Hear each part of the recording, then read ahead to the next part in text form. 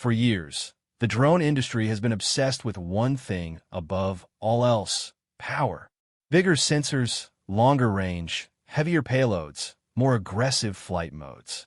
Every flagship launch seemed to push the same direction, cramming more hardware into a machine that required more skill, more registration, more paperwork, and far more nerve to actually fly. And for the casual creator, for the person who just wanted a cinematic shot of their own life without becoming a licensed pilot, the whole category felt like a wall. A wall of intimidating specs, complex controllers, and a learning curve that most people quietly decided was not worth climbing. But DJI has been watching that wall for a long time, and every company that builds drones for the masses has been waiting for the moment someone finally tears it down. That moment, according to the latest supply chain reports, insider leaks, and regulatory filings now flooding the industry, is arriving sooner than almost anyone expected. And the product leading the charge is not the biggest, fastest, or most expensive drone DJI has ever built. It is in fact the exact opposite. It is the lightest, the simplest, and arguably the most important. This is the DJI Neo 3. And if you think you've already seen everything a sub-250g palm-sized drone can do, you need to prepare to have your expectations completely shattered. Now, before we go anywhere near the specs, we need to understand why the Neo 3 actually matters, because on paper, a tiny drone like this sounds like a toy. It does not have the cinematic payload of a full-size professional rig. It does not promise to carry a cinema camera through a mountain storm. And yet, every single industry analyst who has been tracking the leak cycle around this device keeps coming back to the same conclusion.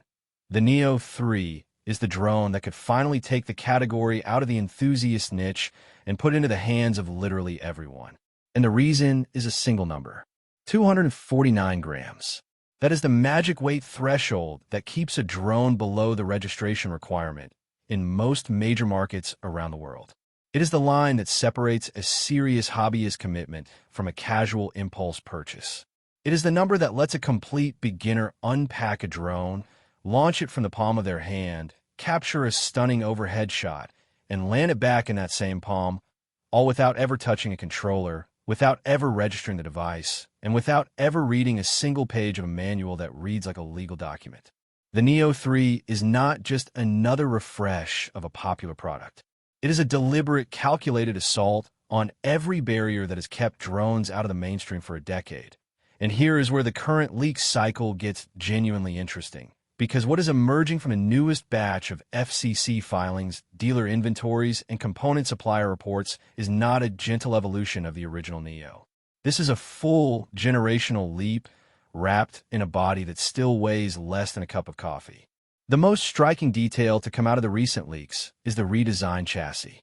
Where the original Neo had a smooth, rounded, almost toy-like shell, the Neo 3 is reportedly adopting an open-grille design with visible internal cooling architecture. Now, at first glance, that might sound like a downgrade, a return to the exposed, fragile look of older drones. But the engineering logic is far more deliberate. That open structure is not an aesthetic choice. It is a thermal strategy.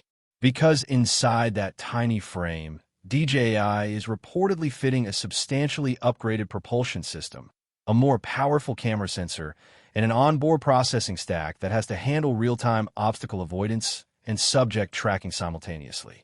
All of that silicon generates heat, and in a chassis this small, heat is the silent killer of performance. The open grille is how DJI solves that problem without adding a single gram of weight.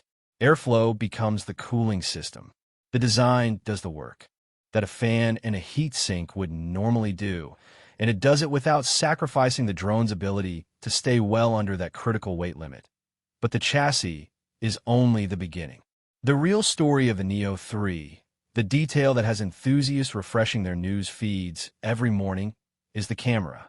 Now, the original Neo made its name on being good enough, a competent sensor that could shoot crisp footage for social media, but was never going to challenge the big boys. The Neo 3, based on the latest leak reports, is changing that equation in a dramatic way. Multiple reliable sources point to a significantly upgraded sensor capable of shooting in true 4K resolution with a higher bitrate, which in plain language means footage that holds up when you zoom in, footage that does not fall apart in the shadows, footage that actually looks like it came from a serious camera rather than a flying selfie stick. And more importantly, DJI is reportedly pushing the frame rate envelope with high-speed capture modes that open the door to slow-motion shots that were simply not possible on the original device.